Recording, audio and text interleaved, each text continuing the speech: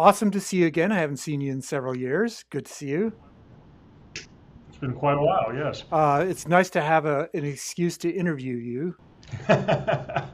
It's nice to have an excuse to be interviewed, I guess, you know.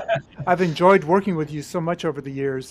One thing that's very striking is we have, I think, of all the puzzle designers in the world, you and I have somewhat similar sensibilities about what's interesting. Yes, yes. So that's kind of cool. Um, so the event coming up is the 24-hour math buffet, and it's a heroic effort by a group of people all over the world to put on a 24-hour event in YouTube. And so Gord Hamilton is one of the main people in it. I don't know if you know his name. I'm horrible about remembering names, to be honest. But But anyway, one name you'll know for sure is I interviewed Kate Jones yesterday. yes, absolutely. I remember Kate. It's been a few years since I've seen her at a gathering. So yeah. Yes. And I'm doing the logo, which did I show to you, has pentominoes in the logo. So Oh, I thought I would interview people who have had something to do with pentominoes. Kate was the obvious person, and then I thought of you too. So well, thank you. Yes, yes. It's a good company to be in. yes, exactly. Um, and the event itself is next Friday, or a week from Friday. We've timed it to be right before Pi Day Okay. because that's sort of the natural time to do math events. Yeah, and this will be just available freely on YouTube for people to watch at That's their right. leisure. Right. Okay. Well, it's going to be a live stream. That's a Okay. thing on YouTube for 24 hours, and then the recording will just be up, Okay. and then you can watch it anytime. There'll be some live interaction with the audience, but most of it will be pre-recorded. Okay. So, how's it been going as you've been teaching? How's that Yeah, going? so kind of I still do a lot of puzzle design. I've gotten a lot into 3D printing lately to 3D print a lot of my prototypes and things like that. Up until a few years ago, was still hosting puzzle parties here in Auburn, Alabama, where I live. Although I haven't done that as much. Obviously the pandemic situation, the COVID situation in the world right now, there aren't many live or in-person events, so haven't done any puzzle parties or puzzle events in a while. But my main income these days is I am a full-time lecturer at Auburn University. I teach mathematics mainly to incoming freshmen, pre-calculus and the like that. So that's paying most of my bills these days. But I still am active in most of the puzzle design that you know me from years ago. Awesome. That's a good balance. Yeah. Um, Before we get into the other questions, I want to start with a very short question. It's tell me about a memorable moment in your life where you were either turned on or turned off to mathematics. In your case, it'd probably be on. But what comes to mind, and tell it as a story, just not all the background, just sort of what happened and its effect on you. Yes, my initial memory, or one of my early memories that got me into mathematics, that would absolutely be when I was about 5 or 6 years old. This relates very much to the pentomino talk we just had. I got a set of pentominoes, plastic pentominoes. The brand, I can't quite remember the company, but the name of the box set was Hexed, Hexed. I'm not sure why they called it that. It had nothing to do with hexagons or anything, but it was the 12 pentominoes, and they were in a 6 by 10 box. And on the cover of this box, on the lid of the box, the outside lid, it said, there are 2,339 ways to put these pieces in this box. How many of them can you find? Well, even at again, I say I was probably about 5 or 6 years old when I got this. I don't quite remember who gave it to me as a gift, but one parent or uncle or somebody. And well, boy, I saw that 2,339 number, and I was determined to find all those solutions.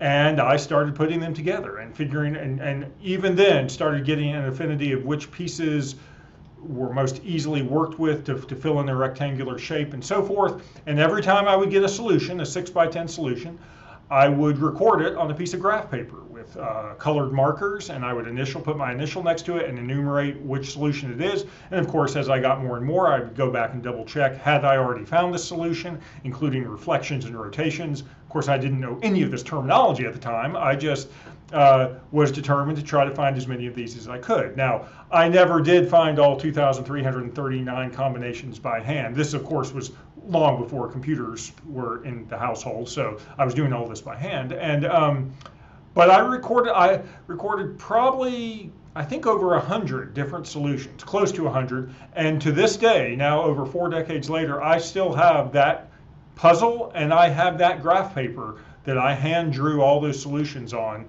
And I cherish it very much. It is my first memory of mathematics. Now, I don't know, it's a chicken or the egg argument. Did I already have an affinity towards mathematics and spatial thinking even at such a young age? And is that why I was so attracted to this puzzle?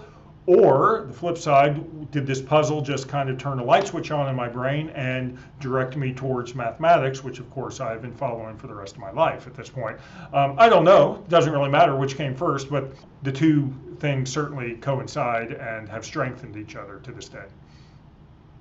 Tell me a little bit about how you got into being a professional puzzle designer. Well, I have more stories on that too, if you want to hear stories. Professionally, it was probably 15 years ago now or so, the first time I got paid to design some puzzles or started working with the company. And that was with a company called Mind Candy out of the UK. They were doing a collectible card game called Perplexity at the time. And at this point in my personal life, I had been doing some personal puzzle parties with friends, getting friends together, showing them puzzles. They would try to solve it, that kind of thing. But and one of those friends had shown me this pack of cards saying, hey, look at this. You open it up, you get some random cards, and they all have puzzles of varying difficulty. And I just directly contacted the company because I think that collection of cards at the first gathering for Gardner I went to. I think they were given out as a gift. And there was a little card included saying, hey, we're Mind Candy, we're always looking for new puzzle ideas. And so I just emailed them and said, hey, I know puzzles. I've been doing them personally, casually for most of my life. And that started rolling, and they got in contact with me, and I started contracting with them to design some of their cards for their second season. My first casual puzzle design, like not for money, but again, came at a pretty young age. I was probably in my junior high years, so early teens. And in an old games magazine, this would have been in the early 80s, mid 80s, something like that, there was a puzzle that took up a couple pages in a games magazine called Escape from the Dungeon, I think, by Scott Marley. And it was kind of a wordplay puzzle, go through a map, do wordplay, convert things to coins, defeat little monsters, things like that. That inspired me. That was the first time I was inspired to actually create my own puzzle. So instead of just doing someone else's puzzles, whether a crossword puzzle or a word search or something like that, I saw that puzzle and said, that's really cool. At the time, I was really, and still am, role-playing games, Dungeons and Dragons, and things like that. So the whole fantasy element really appealed to me, but just the puzzle element appealed to me. And I thought, I can do that myself. And at about 13 years old, I taped together 2 pieces of blank paper, got out my colored pencils, and made a map, and did wordplay and all of that, and tried to the best of my ability to recreate or create a similar type puzzle that used wordplay and so forth. And so that's kind of my history on how I've always been interested in puzzles and in wordplay. I used, at a young age, had unabridged dictionaries. I'd look for words with interesting qualities to them, combinations of letters, things like that. But the puzzles and the wordplay, these various events in my life, various triggers, and I would go, oh, this is it. And I was just fortunate enough. I was always casually making even physical puzzles. I grew up, my father had a wood shop, so I could cut and make physical puzzles out of wood, and would always have ideas. None of them really ever got marketed until much later in my life, but casually, I was always designing them and thinking what makes a good puzzle, or I should say, what makes a puzzle that I enjoy doing, and so forth. What makes them easy, what makes them hard, and so forth. That's so cool. Um, tell me a little bit about how you got into Legos and maybe a story of one or two particularly memorable constructions that we have images for. Yeah, okay, I'll do my best. Well, Lego bricks, I had sets again at a young age. I still have all my old sets that I had as a kid, which now are 40 plus years old, and they're not in the best shape. They're stored up in my attic right now, but I still have most of the instruction manuals and so forth. And absolutely my favorite toy growing up, no doubt. You know, every Christmas or birthday, I would get a new set all through my young year. Probably got my first set again around 5 or 6 years old, and continued through at least through junior high, if not through a lot of high school. And it was after my college years, I had lived out in California for a little while, and I moved back here to my hometown in Alabama. This would be in 1999. And over that summer, I had a little bit of spare time and some spare money, and for whatever reason, I got thinking about Lego bricks again. Of course, the internet was very young at that time. I could find some news groups and things like that of other collectors of Lego bricks. But at the time, over the summer of 1999, I thought to myself, I'm going to go out to my parents' place where all my old Lego bricks were stored. I'm going to find those, and I'm going to start building again. And for whatever reason, I got it in my head that I wanted to build a quote life-size model of the R2-D2 robot from Star Wars, which nearly everyone is familiar with, pop culture icon and things like that. And then, of course, in my brain, I'm thinking, oh, I had so many Lego bricks as a child. I'm going to go out to my parents, get these things, and build this model. And I'll have it done in a week or something. Just collect pictures of R2-D2 and build it.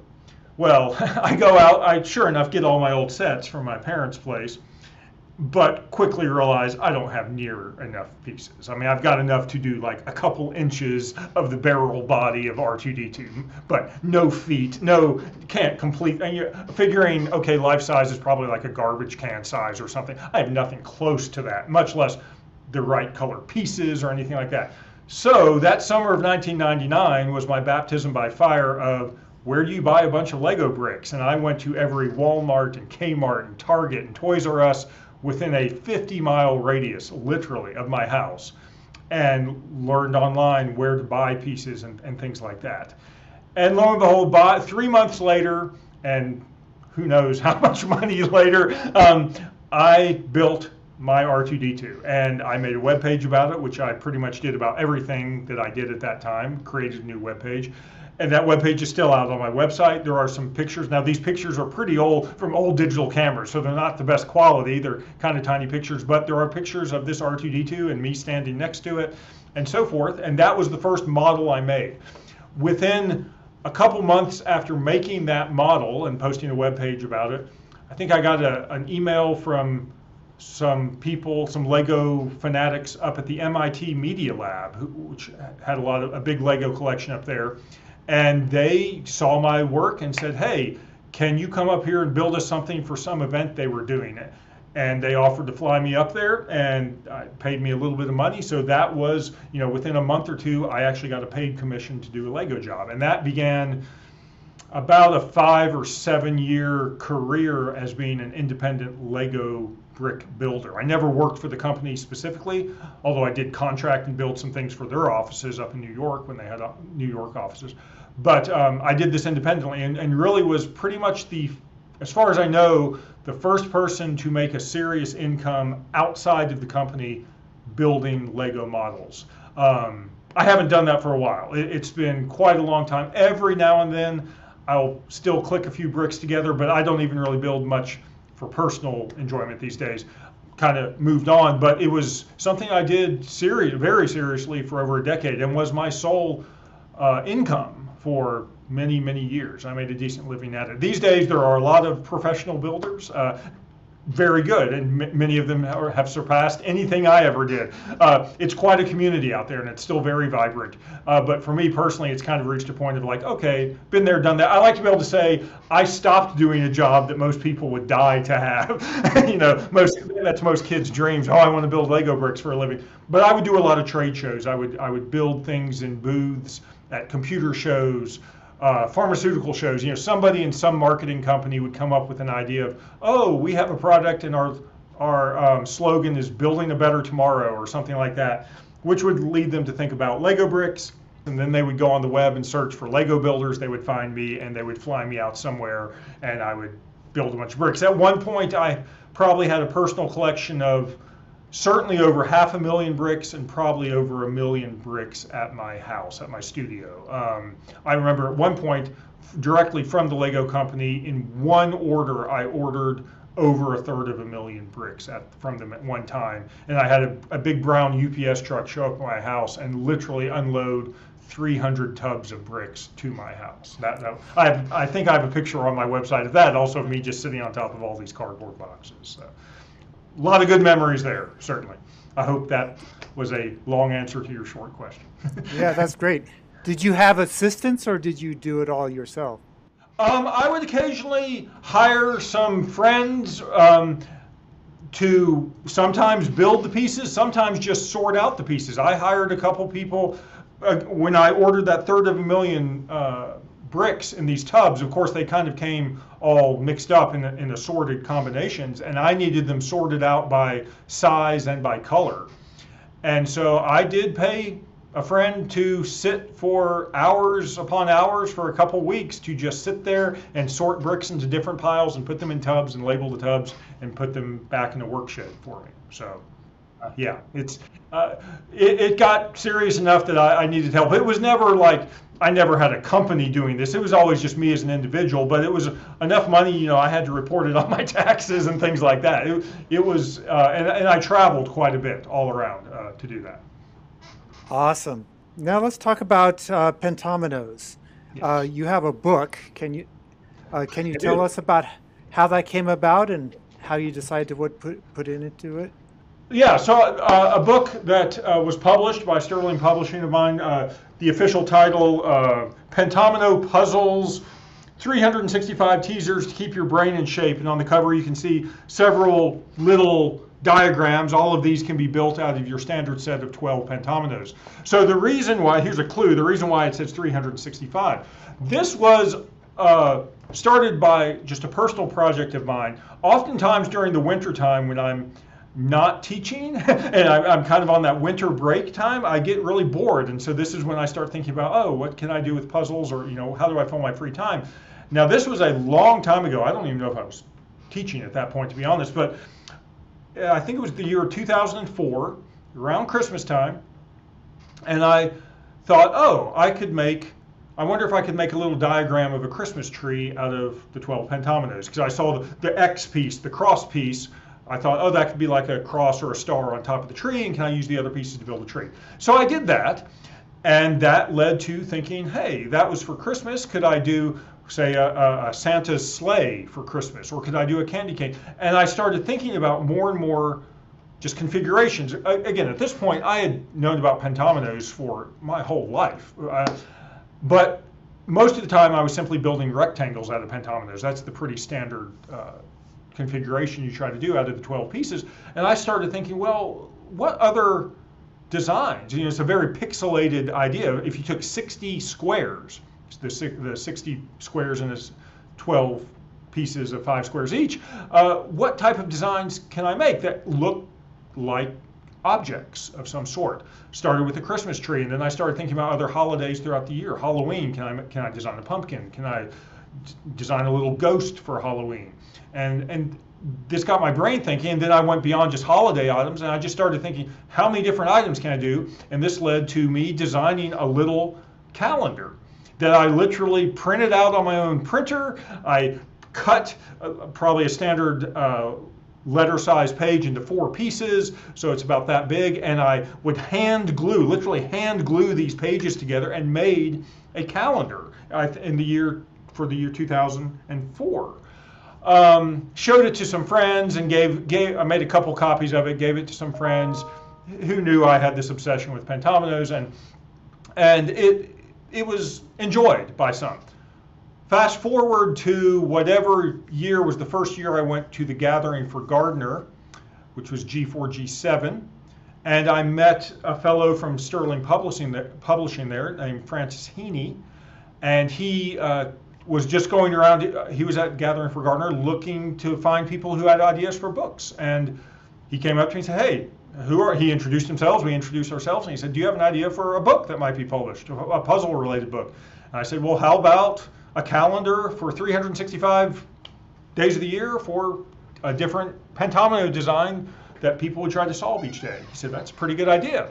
And so we went back and forth, and they've eventually decided, well, we shouldn't do a calendar because a calendar would be locked into a specific year. Let's just do a book of 365 different designs, which is what they settled upon. The funny thing is that an anecdote on that was that it took quite a while to negotiate for them, the publishing company, to decide how big is this book going to be. They included a set of pentominoes with the book. In fact, I can show that. This set of physical solid pentominoes came with the book. And so they were having to contact a manufacturer for those pieces and figuring out all that. It took a long time. It took a couple years from negotiation on their end. We knew what I was going to write. Well, when I finally got a contract saying, okay, write this book, like at the end of the next weekend, I sent them my 365 designs done. And Francis Heaney emailed me back saying, this is the fastest we've ever had a manuscript submitted. And I said, well, because it for the most part, I can hold this up, flash, it's really just pages. These are the solutions, but in the main part of the book, it's pages of designs that you try to do. Trying to hold that up, and and I had all these done. They had been sitting literally on my laptop hard drive for years, and it's like, well, here they are. Now I did write. I write a few pages in the book about a history of pentominoes, what interested me, what are standard configurations, rectangle sizes, mathematically what makes them interesting. There are 12 pieces with 5 squares each, so that is the number 60, which is evenly divisible by a lot of numbers, so that leads to a lot of rectangular configurations. I do a lot of, or a few articles like that throughout the book, just so it's a little bit more than just designs. Anyway, so that's how I got to the book being published, and it sold quite well.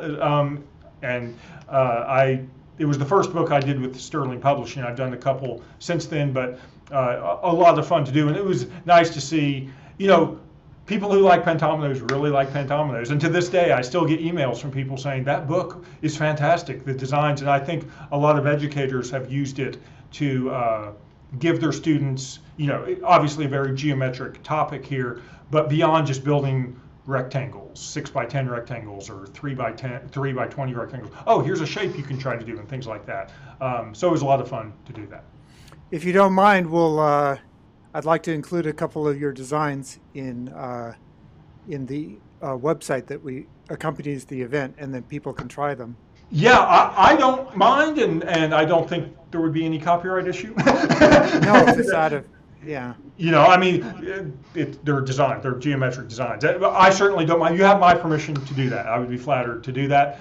I do some of certain states. In fact, on the cover of this book, you can see there's, in fact, the contiguous 48 U.S. states here, a little diagram of the United States of America. It's hard to design some of these things with just 60 squares, but that was part of the challenge for me as a designer to do that. A lot of fun to do that. How much fun. Let's see. There's 2 other things. One is the narrow path problem. Kate said that she has an annual Pentomino Prize, and you were the first winner. Yes, although I don't think this was about the narrow path problem. This was about a different problem. Start at the beginning and tell us that problem, and then you can tell us the narrow path. I still certainly have that little trophy she sent me. I'm very flattered. I don't know that it was my problem that inspired her to create that award, but I won the first award that Kate Jones's company gave out for original pentomino problems.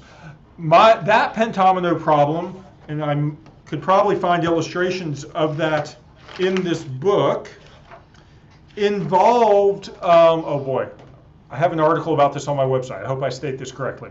Take a pentomino piece. Let me consider, I have some pentominos here. So here's the Y-shaped pentomino piece, pretty standard. That's the positive piece. Okay, imagine the negative space of that. So you're trying to fill that negative space. How many negative copies of this can you enclose inside an arrangement of pentominoes, if that makes sense? This is puzzle number 4 from the book. It's called a Missing Triplet, the X piece. So see, you can build the white configuration out of the 12 pentominoes, and when you do that, you can make it where you have 3 negative copies of the X piece embedded in that piece. I think my question that won the award was, how many negative copies of each pentomino can you create in this way? So, for example, could you arrange the pieces so you had 4 negative X's in that configuration? And if you can you do it with, say, this Y-shaped piece here? Can you make, and that. I have an article on my website under the pentomino section talking about my research on that, or at least my solutions to it, because the different shaped pieces lend themselves to different solutions, obviously. Some of them are more easily enclosed than others and things like that. Anyway, that was, I would have to look at the year on my little trophy that she gave me, but that was quite about 15 years ago, maybe. Quite a long time ago. I think it was, again, around this first gathering for Gardner I went to, which however many years ago that was. So that's, that is the, maybe it's called the Missing Triplet problem or something like that. The narrow path problem, do you want me to talk about that? Yes. Okay, so let me try to succinctly describe the narrow pentomino, the longest narrow path in pentominoes. Okay, you got your 12 pentominoes. This is a set of steel pentominoes, by the way. I have a whole collection of all different types of pentominoes made out of different materials at my house. So imagine if I take a few of these pieces, and when I connect them, I'm not trying to fill in like a solid space or a rectangle as is usual, but what I'm trying to do is I'm enclosing a path. I'm not even doing it on my grid paper here very well, but you can see, I think, that I am trying to enclose a single path that has a few properties to it. Okay, so let me just end it right here. So that would be what I would call a narrow path. Okay, there we go. It's 1 unit wide, so it's not doubly wide or anything like that. It doesn't have any branches to it, and it is completely enclosed. It's properly enclosed, meaning there are no places where like it's open just at a corner. Obviously it's not completely open like that. It is completely enclosed and fully enclosed. So at all corners the walls meet face to face. If I line this up, let me line it up on the graph paper. That will help us count the length of this particular path. You can probably see the squares a little bit better. The camera angle's a little bit off, but this path would have a length of 1, 2, 3, 4, 5, 6, 7, 8, 9, 10, 11, 12 units long. Now, of course, I did not use all my pentomino pieces. I could probably break this apart, but again, I'm trying to follow a couple rules here. I'm not allowed to branch the path. It has to be just a single path. And it's got to be completely enclosed. So here, well, almost did it. Let me do this, and then this. Now I want to put the cross piece right here, but notice that doesn't properly enclose it. So I don't quite have it done. But maybe I can, well, if nothing else, I can just block it off like this. Now my path is longer. I've used more of the pieces. I still haven't used the cross piece, but now it's 1, 2, 3, 4, 5, 6, 7, 8, 9, 10, 11, 12, 13, 14, 15, 16, 17, 18, 19 units long. So better than I think the 12 it was before. The question that this leads, that I obviously jumped to immediately, was what's the longest enclosed path that you can make? You can use all 12 pieces. You can arrange them. You'll want a path that kind of doubles back on itself. Notice I almost have another path right here that I'm starting to form. If I could somehow get these two paths to connect and to be completely walled in, then I've suddenly greatly lengthened my path. This is the challenge. I call it the longest narrow path challenge. I've studied it casually, on and off, for a long time. I think I have what is possibly the best solution. And a fellow in, I think, the Netherlands, when he had looked at my website about a decade ago and seen this problem, he actually had improved one of my earlier solutions and said, oh, hey, I've got a longer path than you do. And then I matched his, and I've never been able to beat it. Do you want me to tell you what that length is? Or Yes. should I leave it a miss? So, Yeah, show us. So my personal best is right here. These steel pieces are really nice because they're really heavy and they don't bump around.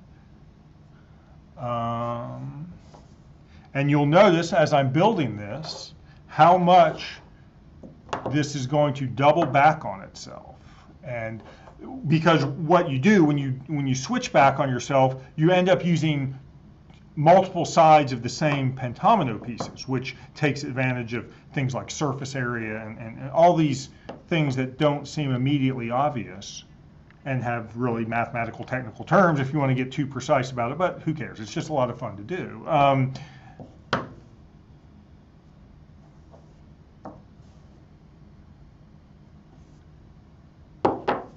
Here we go. Oh, also I should say, it's not a loop. The two ends don't meet. It's a single path. It does not connect back on itself. That's another consideration. So here we go. How long is this? 1, 2, 3, 4, 5, 6, 7, 8, 9, 10, 11, 12, 13, 14, 15, 16, 17, 18, 19, 20, 21, 22, 23, 24, 25, 26, 27, 28, 29, 30, 31, 32, 33, 34, 35, 36 units long.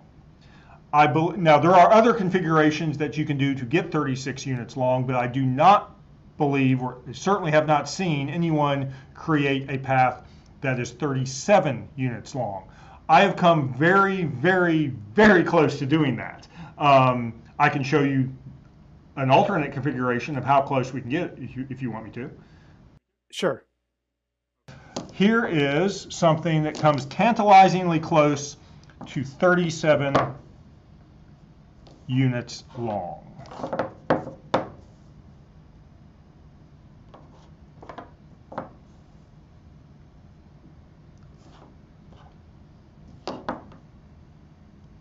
And I will be able to point out why. I haven't completely ruled out that 37 is possible. In fact, a configuration like the one I'm building right now leads me to believe it might be possible.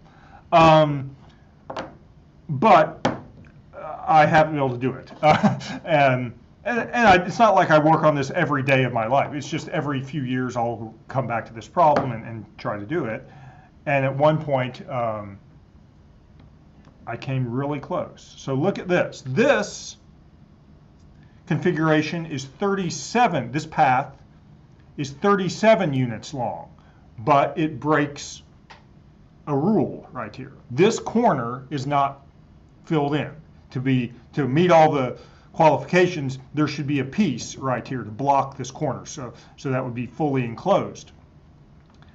That's the only place, the only deficiency.